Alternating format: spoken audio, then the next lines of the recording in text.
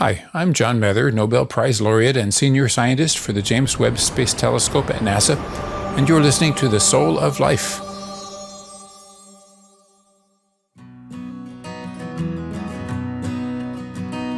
Dr. Tammy Nelson is an erotic recovery expert. She's a leading expert on infidelity and the healing of sexual relationships.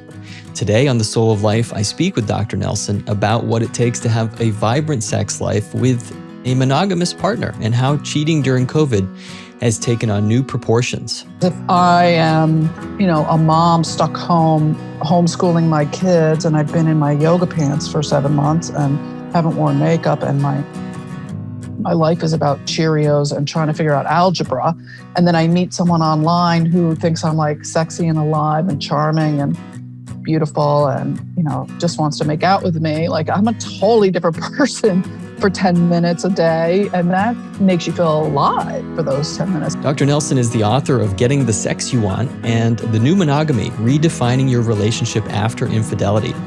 We talk about the mindset that's required to prevent or recover from infidelity and why it can be an opportunity. There's really several phases of recovery after an affair. So people are coming in during the crisis, they don't want to hear that this is a great thing, but they do identify with the idea that this is usually like a wake up or breakup moment. Tammy says the key to a new monogamy that can survive infidelity is to see the big picture and how you fit into it, something that the stress and intense emotions of the crisis often cloud. When you're having an affair, it's not that you are necessarily looking for someone else, you're looking to be someone else.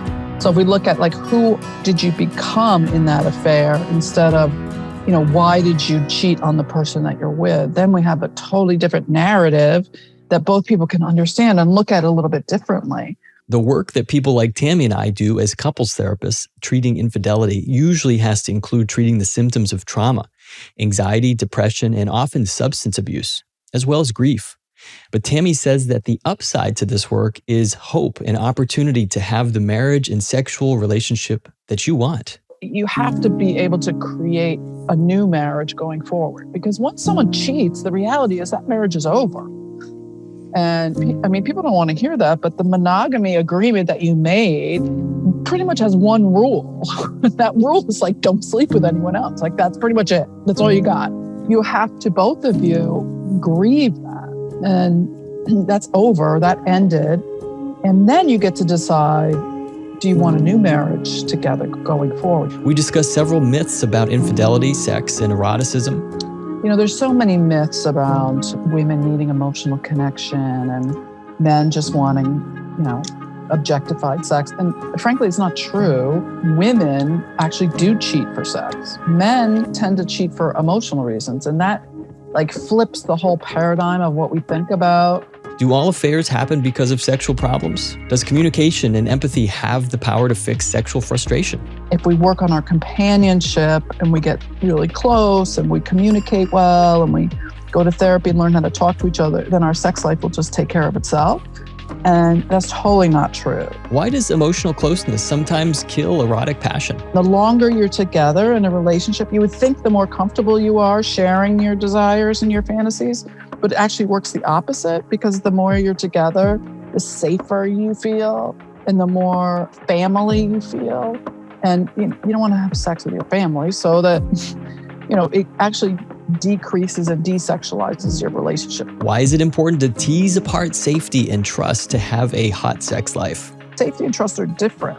So you do have to trust your partner to go to those places, those edges of your erotic desires, so that you can push your own edge, so you can explore those places without feeling shame or risking shame.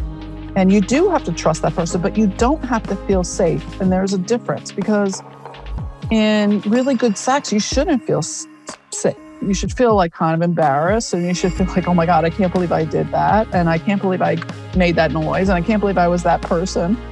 And the only way to do that is to feel like you're in a sort of trusting environment. What's the problem with the monogamous relationship where one partner is taking sex off the table? One of the things you commit to when you're committing to marriage or monogamy is to be sexual partners. And that if you're not going to have sex with your partner, it's not okay to hold them hostage and say, well, I don't want to have sex with you, but you can't have sex with anyone else either. And finally, I asked Tammy about a term that many therapists and sex therapists have adopted to refer to themselves as being sex positive. And she explains that this term comes from the belief that sexual desire and sexuality are valuable and healthy and belong in romantic relationships. It means that apart from abusive, hurtful, out of control, or self-destructive behaviors, there's no inherently right or wrong flavors of sexuality. Normal is a setting on the washing machine. It doesn't really mean anything. There's a range of sexual behaviors that has nothing to do with what we think is okay. Welcome to Season 2, Episode 4 of The Soul of Life. I'm Keith Miller, and this is the new Monogamy. Even Oprah calls it her vajayjay. You know, like...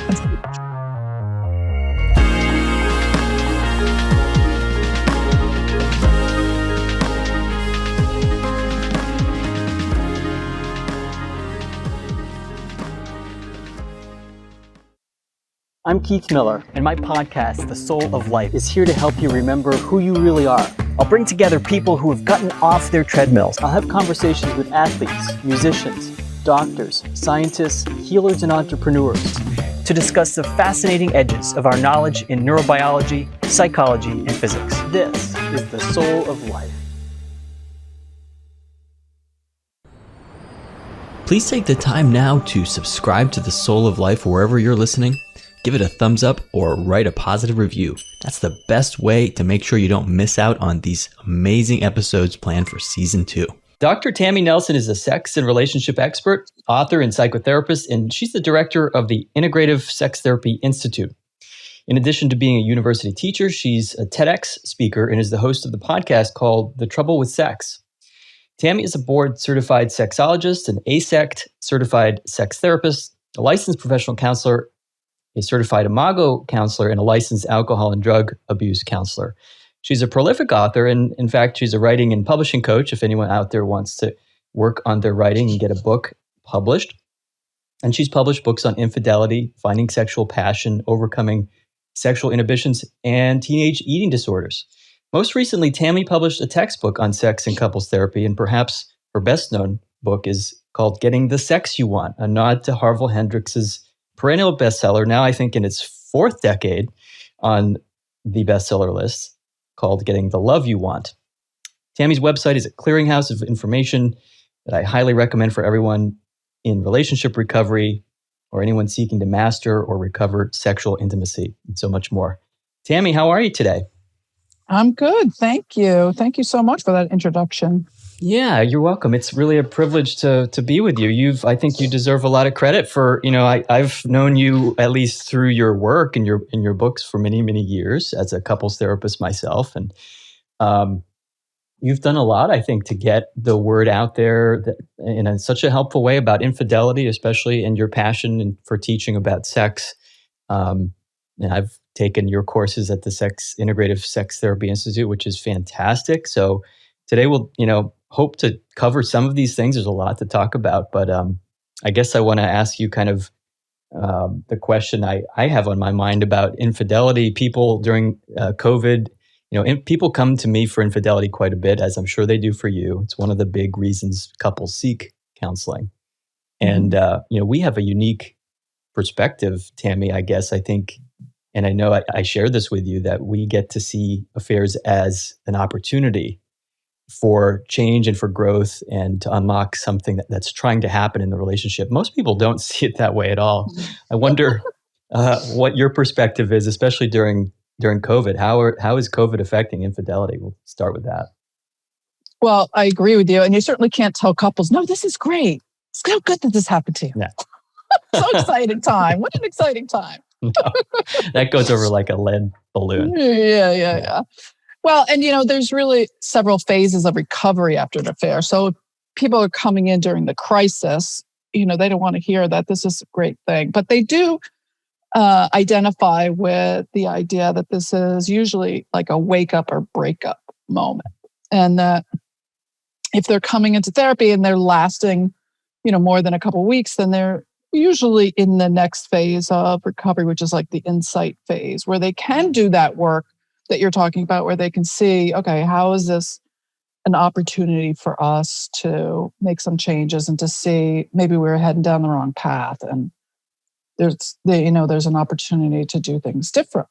And that's a lot of hard work. You could do the work before you crash and burn and you're in a crisis, but when you have that much pain, pain is such a good motivator to change. Unfortunately, we sometimes wait until we're falling apart to do the repair stuff.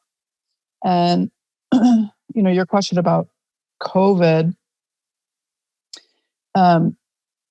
the website Ashley Madison, that people sign up to have an affair. That's the sole purpose of going on that website. Their signups increased from 13,000 people a day signing up to 17,000 people a day signing up since COVID. Wow, not a surprise. Yeah, so and I don't know how many people have actually met as a result of those signups. People are more hesitant, as you know, to meet in person. But I think that's interesting that people are still shopping for some kind of thrill of meeting someone outside of their relationship. And so,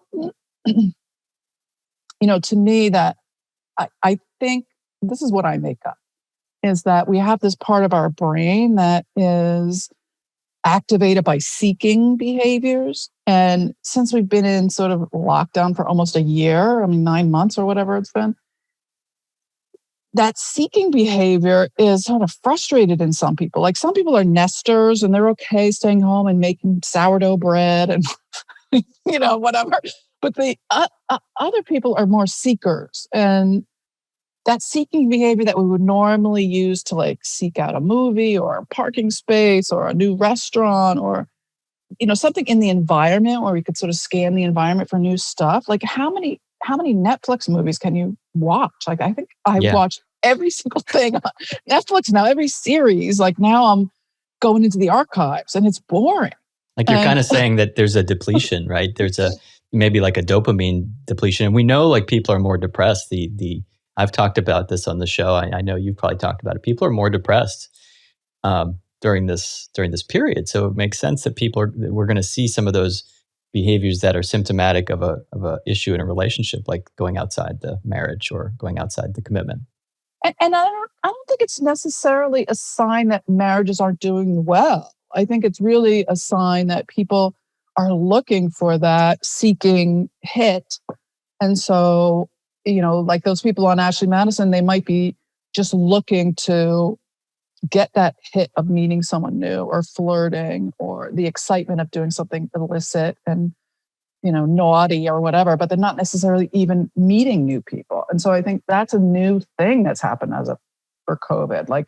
You've been in your pajamas for 8 months and, you haven't worn shoes, and yet, you could put on that upper face to meet someone new online. There's something about that is changing who we are as people. I think it's interesting. Right. I love what you said about it's not necessarily a sign that there's a problem. And I wonder if we can dive into that a little, Tammy. I think for people who may be listening who are struggling with infidelity or have in the past, or even in their their family's been touched by it somehow. Maybe it's their parents who split because of an affair. Can you say more about why you take the view and why we take the view as couples therapists that this may not be a bad thing? Well, I don't know if it's not a bad thing. I think it's always a hurtful thing. But if we look at it from a more analytic point, I think, when you're having an affair, it's not that you are necessarily looking for someone else, you're looking to be someone else. And that doesn't make it better for the person who's being cheated on. Betrayal is, you feel really shamed when you're betrayed. Shame and betrayal go together. But if you look at the person who's doing the cheating, it's really about them trying to become a different person, trying to be someone else. And so if we look at who did you become in that affair instead of, why did you cheat on the person that you're with, then we have a totally different narrative that both people can understand and look at it a little bit differently. Because if I am, a mom stuck home, homeschooling my kids, and I've been in my yoga pants for 7 months and haven't worn makeup, and my life is about Cheerios and trying to figure out algebra, and then I meet someone online who thinks I'm like sexy and alive and charming and beautiful and, just wants to make out with me. Like, I'm a totally different person for 10 minutes a day. And that makes you feel alive for those 10 minutes. That has really nothing to do with whether or not you love your partner. I was just talking to someone. I had a client right before this who said, and I wrote it down because I thought it was so good. They said, I always feel better when I have an outside partner. It makes me feel closer to my primary partner, because the more my ability to get close to someone goes up, the more I can get closer to everyone. Right. I thought that was so interesting. Yeah. And we know, don't we, that our brains literally, like new romance makes us high, right? There's a lot of research about the brain chemicals being released in romantic attraction, that phase. A lot of us don't realize it's a phase, or we think we can stay in that phase forever. And that may be the challenge. Or we don't care, right? We don't care if it's temporary. It feels so good that it's like, whatever. It's fine. It's worth the sacrifice. Yeah, if you're using an affair, or subconsciously at least, parts of you are trying to get relief, right, from something, from pain, from some sort of suffering, you don't care. You're just going to jump out of that second floor window. Right. See how this goes. How do you begin to help people, kind of open up and stabilize? I know it's a big question. I know you teach courses on this that lasts, an entire semester, and you could write a whole book on this. But how do you begin to enter into the relationship and constructively, stabilize and begin to create some semblance of pacing and order in the conversations when somebody's had an affair? Well, first of all, people are not going to stay in their marriage or come back to their marriage unless it's worth it. People don't stay just out of duty and responsibility for a long period of time. Like if you're just staying because you're supposed to, eventually you're going to cheat again, or the marriage is going to fall apart. So you have to be able to create a new marriage going forward, because once someone cheats, the reality is that marriage is over. And people don't want to hear that, but the monogamy agreement that you made pretty much has one rule. That rule is like, don't sleep with anyone else. Like, that's pretty much it. That's all you got. It's not a big responsibility. Like, don't cheat on me and stay together till you die. And so if you blow that one rule, like, that's pretty much, you broke the contract and that marriage is over. So the vision that you had of how this was supposed to end, is crushed. And so you have to, both of you, grieve that. And that's over, that ended. And then you get to decide, do you want a new marriage together going forward? Because if you try to go back to the old marriage, and you try to go back to before this happened, then you're just going to end up here again. And I think for a lot of couples, that's really the first step. And it's a relief. It's like, okay, well, good, because obviously it wasn't working in the way that we needed it to work, or else we wouldn't be here. And so as much as that's painful, it's also like, oh, thank God we don't have to do that again. Right. It has to be thought of as a new relationship. Your book is titled The New Monogamy, Redefining Your Relationship After Infidelity. You're not talking about having an open marriage, or so, okay, it's now that it's open, that's not the new monogamy you're necessarily talking about, right? You're talking about redefining it in a way that takes care of what the affair was trying to make happen. And it's creating a new relationship that's based on not just this implicit, unconscious agreement, saying the same words that your parents said or your grandparents, or making a vow that's sort of based on your religion or your culture. It's really being conscious this time. Okay, like, what is it that you really want? What do you want your relationship to really be based on? What do you want your commitment to really be based on? That's really between the two of you. I don't care what it is.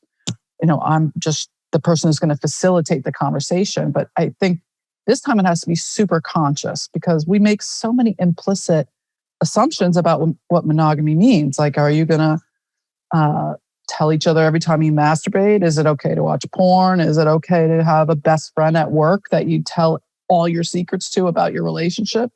Is it okay to pursue your own interests at the, at the sacrifice of spending time with your children? Like what really does it mean to be in a long-term commitment? Because you don't have those conversations when you get married. Right. And unless you're going to totally open up and be transparent about what you need and what you want, you're not really living in integrity, right? You're kind of split off and compartmentalized about what your needs are. And eventually they're going to come out, and then it's going to feel like a betrayal. Right. Most people don't talk about, when they're newly married or newly committed, they don't talk about, well, how would we define a betrayal, right? Emotional affairs are really a very common way for the, what we call an exit, right? An exit of intimacy, almost like keeping windows open when you're trying to heat the house in the winter. You got all the windows open, all these exits we have, right? Ways that we stay out or lean out of the relationship. Yeah, I mean, it seems like it can feel like an uphill battle to be talking to people about using the affair as a way to learn about themselves, right? But you see it happen all the time. In fact, that's why you wrote your books and write about infidelity. That you see that it's possible. Well, and I also wrote When You're the One Who Cheats. So because I think that the literature out there is all about sort of being the victim of cheating, and that therapists are really focused on sort of aligning with the victim and talking about the cheater as the perpetrator. But if the person who's cheated gets treated in therapy like they're the bad guy, then we're sort of missing the opportunity to sort of see them as the person that instigates the major change. Now, granted, they got to have the fun part of the major change, and the other person gets the not so fun part. Arguably, I guess. I mean, some people describe it as a roller coaster. Like, "Whoo, I'm glad this is over." Like, this was really stressful to have. I have trouble with one person, and now I've got two or three. Sometimes it's stressful. And I'm sure the person who was cheated on has no sympathy for them. Nah. And most people who come back from an affair are not really sorry for the affair. They don't regret the actual affair. What they regret is, like you're saying, the stress, how they hurt their partner, how they, mismanaged their finances, or, lost their job, and how children are affected. And how the kids are affected, right? Yeah. And the fallout from it. But they don't necessarily say, oh my God, that sucked for me. Usually an affair is great. Like, by its nature, it's amazing. Which is why people who've been cheated on never feel like, or I shouldn't say never, many times feel like they're not getting the remorse that they feel like they deserve. Like, how come you're not sorry for what you did? Well, I'm not really sorry for the affair. I'm sorry I hurt you. But I don't necessarily regret what happened, because it brought out a part of me that I needed to explore, and it created a part of me. And that's part of the problem, is that if you decide, okay, I'm going to end the affair and I want to stay in my marriage, you can't necessarily end that part of you and put it back in the box. Because if you do that, and that part of you goes underground, you're just going to resent your partner for not being able to be all of you in the marriage. And you're not going to be able to go back once you've created this bigger part in your character and your personality. Eventually, it's going to come back out, and you're either going to have another affair to express it, or you're going to feel like there's no room for growth in your marriage. And it's not necessarily your partner's fault that you can't be that part. Right. And so you have to have a way to integrate that part into your new marriage going forward, or else it's not going to work. Right. And these are the things we do. I mean, that's what people ask us to do, and we do every day, sort of holding the space. The therapist ends up holding that space. It can be really too much to juggle for two people. They've got their own parts that are triggered. Their partner's parts are triggered. They're triggered by triggered parts. It's just this. So what we do is kind of guide and sort of help them focus on key pieces one at a time. Just take one step.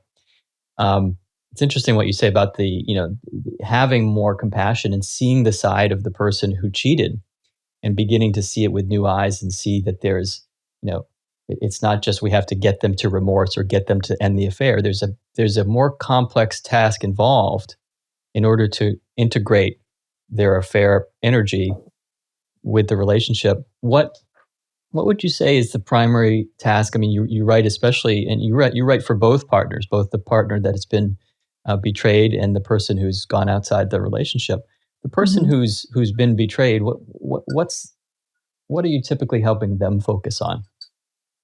Well, it depends on what phase we're in. There's a really tricky phase where you have to look at collusion. Like, how did this affair of your partner's work for you?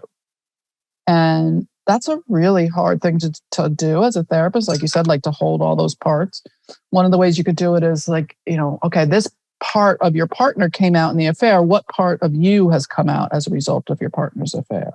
And sometimes people will say, well, I'm much more independent. I have a voice now that I didn't have. I realize I can, I'm going to demand more for myself, or I want a more sexual relationship than I thought. That person usually finds more of themselves as well. But there's also parts that collude. I'm in my second marriage, but in my first marriage, my husband had an affair with my best friend. And I realized, I had this story, this narrative for years and years about how he cheated on me. And it's not why our marriage broke up, but I had this whole victim mentality for a while. And then I was at a Imago conference and I was speaking in front of like 200 people about affairs. And I realized, like, it sort of hit me in that moment, like, oh my God, I totally set them up. Like, I knew unconsciously, but on some level, that I was probably going to end that marriage. And that I set them up so that he would know that a beautiful woman would be attracted to him and he would survive if we got divorced. Wow. And I realized as I was talking, as it was coming out of my mouth, I was like, oh yeah, when she would call me, I would say, oh, I can't talk, I'm busy with the kids. And I would hand the phone to him. Or they had things in common that I didn't like to do. They would go skeet shooting and stuff. And I'd be like, oh yeah, you guys go, I'm going to stay home. Or, I knew that she wanted to sleep with him. I knew he had affairs on her husband all the time. I mean, we were really close. And I knew that he was attracted to her. And I totally pushed them together. And it made perfect sense. And when I realized it later that, it was, and I didn't even really know that I was going to leave him at that time, but I knew that this would help his ego defense so that he would realize that he could survive. And I mean, that literally was like 6 or 8 years after I got divorced, which was probably 10 years after that affair. It took you that long. I mean, it took that long to sort of let go of the denial or to bring that to conscious awareness. Yeah, to let go of the righteousness of look what happened to me. And, and I'm a therapist and I have a PhD and I have 20 years of therapy and I'm the expert in the field of affairs. And that's what it took for me to figure it out. So if you can imagine someone else coming into this brand new to being cheated on, how hard it is to look at your own part in the affair, because you can't blame the victim, right? You can't blame the person being cheated on.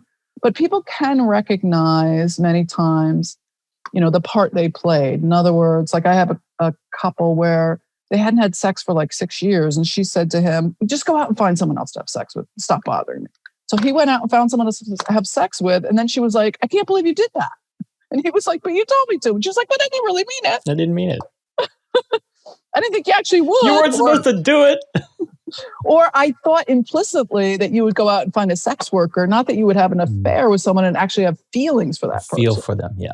Right. Yeah. So there's a lot of implicit assumptions in that. Yeah. I mean, we get to hear so many stories. I think that's what keeps me hopeful, I think, about when somebody comes into my office. I don't know about you, Tammy, but that we hear the combinations of of struggles, but resilience also with couples. We get to see how it can work out, or sometimes it doesn't. But we get to hear all these stories, like the things that our walls have heard, right? The stories. We hear it all. You also do a lot of work on sex and intimacy, and I think we can. I want to hear your thoughts about some myths about sort of sexual intimacy. But I think one of the myths, probably, I would say, I would offer this, is that affairs happen because of sex.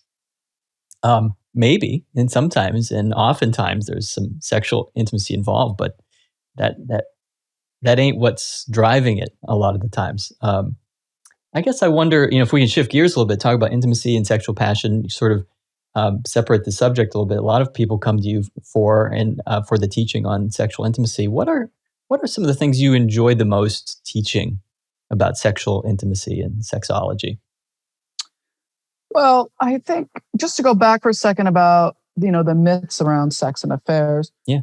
There actually are studies that show that women actually do cheat for sex. Men tend to cheat for emotional reasons. And that flips the whole paradigm of what we think about affairs, because, there's so many myths around women needing emotional connection and men just wanting, objectified sex. And frankly, it's not true, particularly as you get to middle age and you have kids that are kindergarten age. Women have been nurturers their whole lives. And as they get older, as the kids get older, at school age, women don't want necessarily to be in another emotional relationship where they have to listen to their affair partner talk about their rough day at work. They're like, I have that at home. I just want to have good sex. I don't want to have to listen to someone else's emotional problems. And for men, many times they're in a relationship where their partners, their life partners, have distanced themselves because they're getting a lot of their emotional satisfactions from their children, and they miss it. So they're looking for a more permanent relationship in an affair. And we also know that from studies with Steve Stosny and John Gottman, that a lot of affairs happen because of opportunity, not because the sex at home is not good. So you can still have good sex and have a good relationship at home and have people cheat. If there's a lot of opportunity and people feel like it's easy and it lands in their lap, or now when you can do it online, and there's nothing better to do and people are bored, or like you said, depressed. But so people really come to me for two reasons when it comes to sex. It's either there's been a trauma in their erotic life, like an affair, some kind of infidelity, or neglect. And neglect is this, sort of myth that if we work on our companionship and we get really close and we communicate well and we go to therapy and learn how to talk to each other, then our sex life will just take care of itself. And that's totally not true. And so people will come in unhappy in their sex life because they haven't really been working on their erotic life. And that's the sort of the downfall of a lot of long-term relationships. To reevaluate, how do you jack up your erotic life, even if you're really good companions, you're great roommates, you get along, everything's fine, you parent well, they're running the business of your life really well, but you've lost that passion and aliveness, and your sex life sucks, and people don't know how to put that first. It's right. You lose interest. Please take the time now to subscribe to The Soul of Life wherever you're listening. Give it a thumbs up or write a positive review. That's the best way to make sure you don't miss out on these amazing episodes planned for season 2. I mean, inhibitions are one of the things that you talk about, and any sex therapist is going to talk about it in some way that is, ironically, it's like you're talking about it, then you have an inhibition about talking about it, then it creates this double sort of, you have 2 inhibitions now, right? So, hopefully there's a way to talk about it that's disinhibiting and safe. And, but even therapists don't want to talk about it. Like, there's our culture, it seems like, has so much shame around talking about it explicitly. We sort of talk about it sort of in this sort of almost like vaudeville way, but then to actually to use language, to use the word penis and vagina, or use the language that our couple is using for penis and vagina, right? As opposed to what we think is the right term to call our sexual parts or parts of the sexual cycle. Do you run into that also with therapists not wanting to talk about sex? Well, everyone, calls it intimacy. Their intimate life, or they're having trouble with intimacy. And so I have to ask them, do you mean sex? Or what do you actually mean? Playing footsie under the table? That's what are we talking about? Like gazing into each other's eyes? Like, what are you talking about? Right. And yeah, I mean, your point is well taken. Like even Oprah calls it her vajayjay, Right. Can we just call it what it is? It's very infantilizing, like everyone talks about their parts like they're toddlers, because that's what you were taught as a toddler. You're not taught everyone calls their whole vulva their vagina, like especially girls, like they're not taught any kind of language for parts. And, if you're working with people around sex, you're allowed to say blowjob, like that's okay. But it also depends on the people that you're working with, how comfortable they feel and what they want to talk about. Right. Interestingly, when they're talking about affairs, they're much more likely to use the term blowjob than they are if they're talking about their wives or partners, or they'll say oral sex. And so it illustrates the point that people separate. It's the Madonna whore complex that we have in our culture. Those separate their married or committed partner from their outside partner so that they can project all their sort of toxic fantasies out into an objectified partner and protect their married partner from all their erotic desires. Right. And so the goal is to integrate all those parts into your married partner so that you can have both those experiences in yourself and in your marriage. It's not easy, but if you're going to have hot sex, you got to do it. And this idea, it seems like we carry around a lot of burden and weight around the idea that there's dirty words for sex. There's dirty sex. There's clean. I guess that means there's clean sex. I don't know what that means. What does that mean? Right. But it seems like what you teach and talk about a lot, and any sex therapist talks about, is that these are just experiences. There's a way that we can begin to take the meaning that we make out of, and the judgment out of the experience, and just notice what the experience is more. Do you find that to be the case? Oh, I think people want to feel safe in a relationship, and there is something inherently dangerous about going to those places that threatens your own level of shame. People have so much shame around sex, and they have shame around their fantasies and shame around their desires. And the longer you're together in a relationship, you would think the more comfortable you are sharing your desires and your fantasies, but it actually works the opposite, because the more you're together, the safer you feel and the more family you feel. And you don't want to have sex with your family, so that, it actually decreases and desexualizes your relationship, because you become sort of parentified, and plus you don't want to risk the safety of a long-term marriage. So you tend to decrease that sexual eroticism, because eroticism by its nature is illicit, it's forbidden, it's naughty, which is why we split it off. Yeah. Yeah. I think Esther Perel talks a lot about that erotic tension, about the need to have separation and boundaries in spicing things up, not having access to completely all layers of a person's life intimately. Sometimes just, seeing them in a more erotic way. You see this person as the mommy, and to your children, like it can be difficult to see them in an erotic light as well. But you talk about that quite a bit as well. Well, I think it's not so much feeling safe, it's learning to trust the person. So, and I know it's sort of the nomenclature is similar, but safety and trust are different.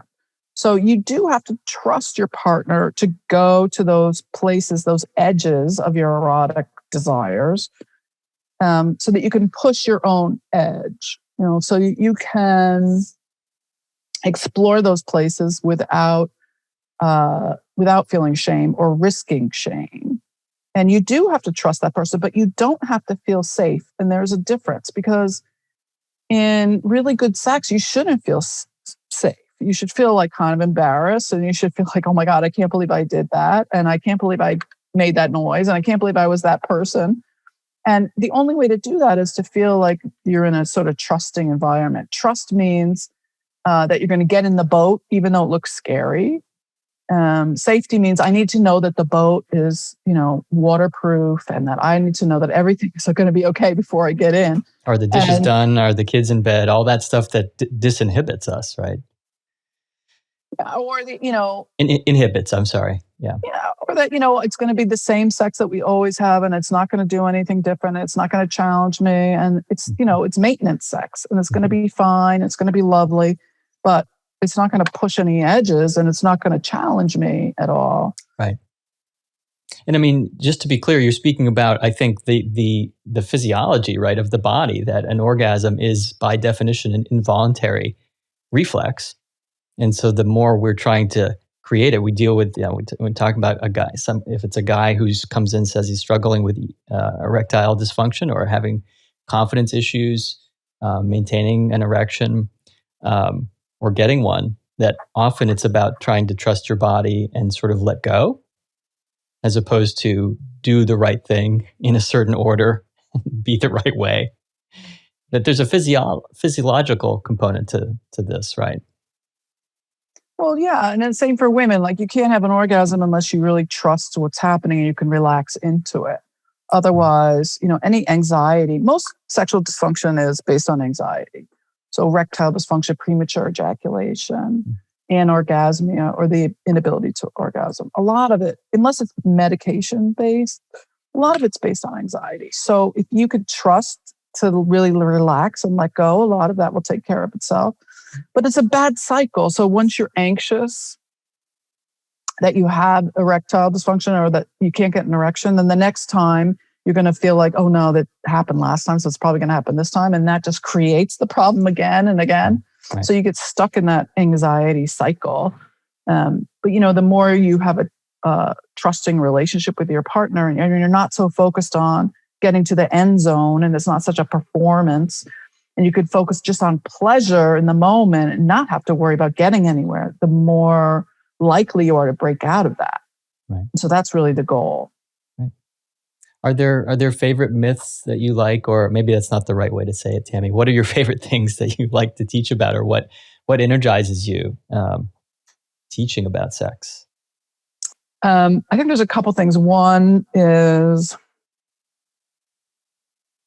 when we're talking about getting over any kind of betrayal, the idea is not to focus on forgiveness as the goal. Forgiveness is an organic process that will happen over time. The goal is really erotic recovery.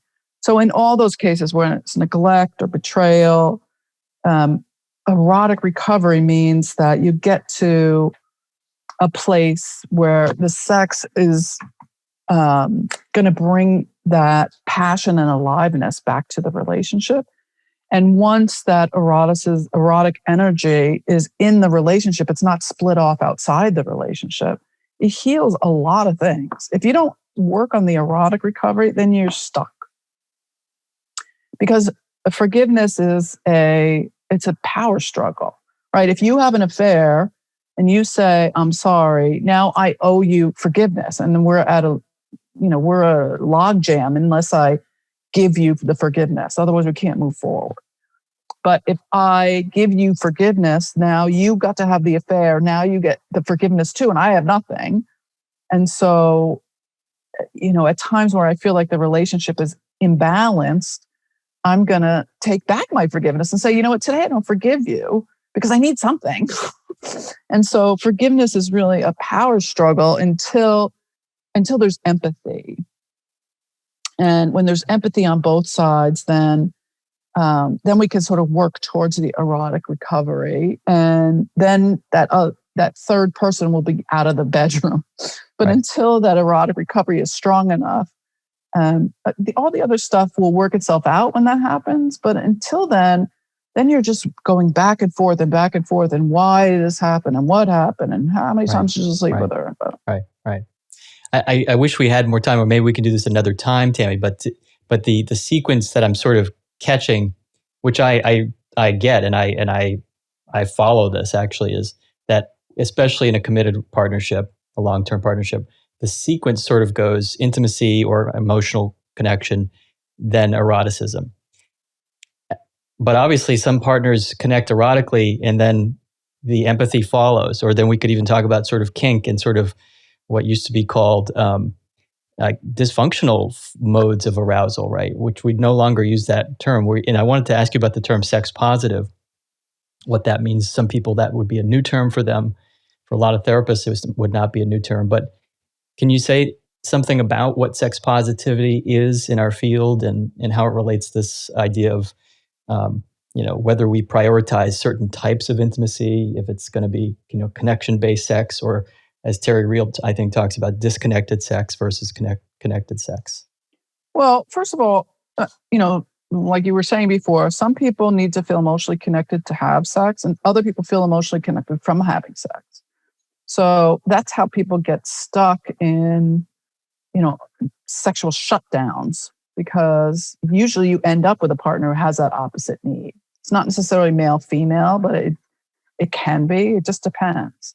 So if you need to feel emotionally connected to have sex, but your partner feels emotionally connected from having sex, then it can feel like, if you don't have sex with me, then you don't want me. And that could feel like not just you're not in the mood for sex, but you don't love me, like you don't want me. And I think we underestimate that impact on people when, especially when men and women come in for therapy, and the guy typically is upset because their sex life or their desire discrepancy is that, she doesn't want to have sex. And we focus so much on, okay, well, let's get you connected emotionally so that she can feel comfortable having sex, while we ignore his need to have a sexual relationship in order to feel emotionally connected. And I think we're not doing anybody any favors doing that. I think as a field of therapy, we tend to be more feminized and focused on emotional needs and attachment. And we're discounting that other side of the equation where, sex can be a language of love. And it's not necessarily just putting tab A into slot B, or else they would just masturbate or go find someone outside. Right. But the need to be with their partner is super strong. And so that's part of being sex positive. The other part is that there's really no normal when we talk about sex. Normal is a setting on the washing machine. It doesn't really mean anything. And we have to be careful as therapists that we don't judge people's sexuality through our own lens of, if you're doing something kinkier than me, then you're freaky. And if you're doing something that's more vanilla than me, then you need to ratchet it up a little, get some spicy thing going on there. But sex positive is trying not to judge other people's sexuality based on this vague idea of what is normal. So unless someone is really hurting from their own sexual behavior or hurting someone else without permission or consent, then there's a range of sexual behaviors that has nothing to do with what we think is okay. And so, the idea is also, the last part of it is that sex is an important and priority focus part of a committed relationship. And that the piece that I think is important that I talk about is that it's also part of a monogamous relationship. That one of the things you commit to when you're committing to marriage or monogamy is to be sexual partners. And that if you're not going to have sex with your partner, it's not okay to hold them hostage and say, well, I don't want to have sex with you, but you can't have sex with anyone else either. And that's really a betrayal as well.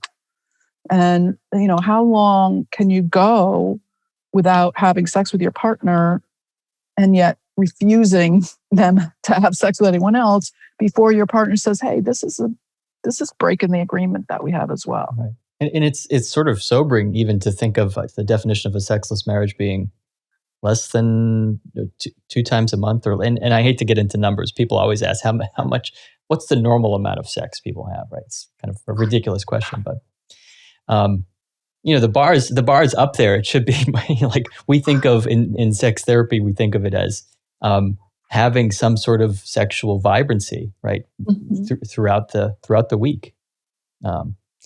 Tammy, is there anything that you wanted to speak about that you want people to know about, projects you're working on, or where they can find you and get in touch with you?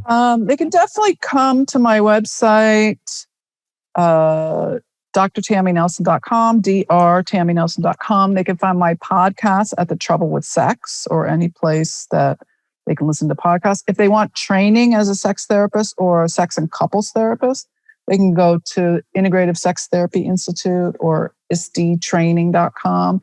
We have, sessions throughout the year, or they can sign up for the whole program.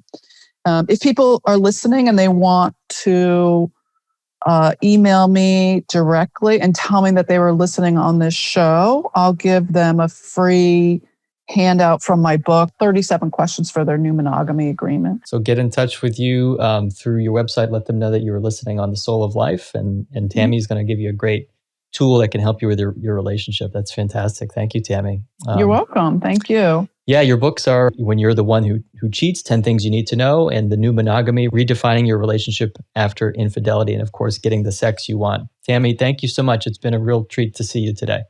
Thank you. It's always a pleasure. Thanks for listening to The Soul of Life. This is Keith Miller.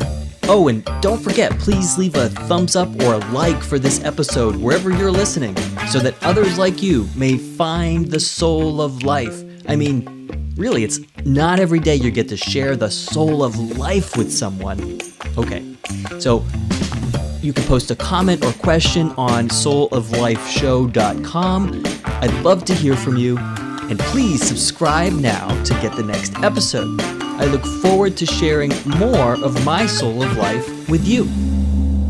I like it, and it's not harsh to my eardrum. All right, I will go.